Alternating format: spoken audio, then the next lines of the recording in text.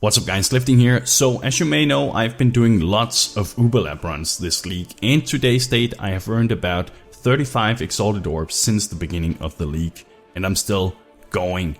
I started with the dual Flame Totem character, and once I had acquired myself some nice currency, I started this character, a Cyclone Slayer, with the intent of farming even more overlap, just faster. That said, it works great for regular mapping too, but I'm not gonna show that in this video. My skill of choice is Cyclone, but you can just as well use Earthquake if you prefer. Cyclone is in my opinion better if you have really good gear, but if that's not the case, then you will probably have more success with Earthquake. Besides this, I'm also incorporating a 4-linked Warchief Totem setup for a massive damage boost.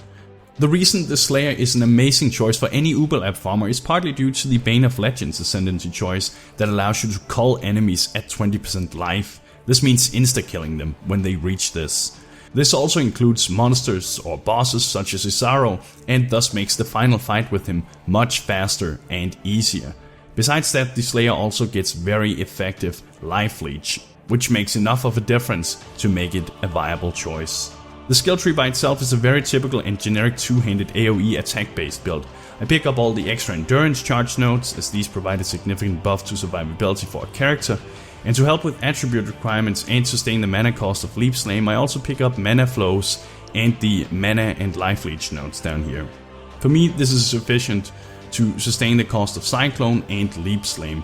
Other than that, I try to pick up as many efficient dual nodes in the skill tree, and I make sure to get increased maximum life on all of these together with whatever stat that increases your damage with Cyclone or attack speed. That is really good as well.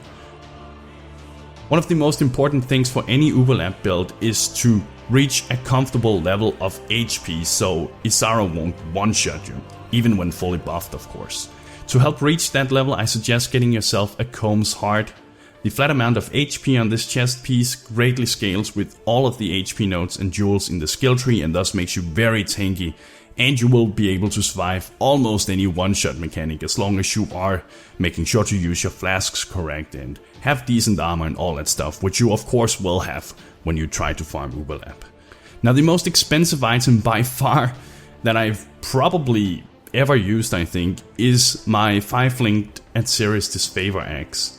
I paid 11 exalts for this, and it is absolutely amazing. It has great attack speed, very high fist damage, applies bleeds on hit, and it has 13 weapon range, making the radius of your Cyclone even larger. So this is great when you're mapping too.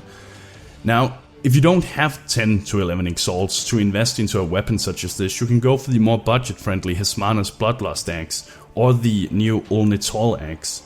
Both are good choices. The Uul-Netol axe has the benefit of applying bleed as long as the enemy is cursed, but at the same time it is much slower than the Hezmana's, and that also means slower leap slames, which ultimately leads to slower uber runs, but it is the one that deals the most damage together with the bleed. Alternatively, you can of course also just get yourself a good rare axe if you can find one. Since movement speed makes such a huge difference, especially for a skill such as Cyclone, I'm also using Devoto's Devotion. With this we gain 20% extra movement speed, some dex, which is nice for attribute requirements, and attack speed. It comes with the downside of 10% reduced physical damage, but it honestly doesn't matter that much. It doesn't really make that much of a difference, and it's really worth it in my opinion. Finally, I also recommend getting yourself a Witchfire Brew, an Atziri's Promise, and a Lion's Raw Flask. All of these greatly contribute to damage and survivability. And I will leave build destructions such as skill gems, leveling skill trees, and bandit choices in the description of the video in case you're interested in trying out this build. Also, if you want to try out a Cyclone build that is more budget or beginner friendly, I have a guide to that too. I'll leave the link for that in the video as well. Once I get properly started on mapping and get myself some tier 14 and above maps, I don't have any of these because I've been overlapping this entire time.